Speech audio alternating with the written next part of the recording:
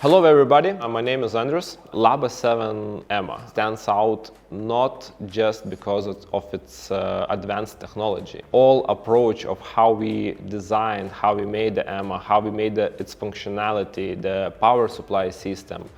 We are aiming, to deliver this device for the masses. It means the device will be the smallest version, will be much cheaper than anything on the market, and you will be able to run that machine in your standard workshop without need of huge power supply mains. While the bigger machines, not cheaper ones, you will be able to test and get data for development for the biggest shock absorbers that you can find, on the Dakar trucks or rally cars and so on. Thank you for watching, and you will find all the rest of the information on Instagram, Facebook, or on our page laba7.com.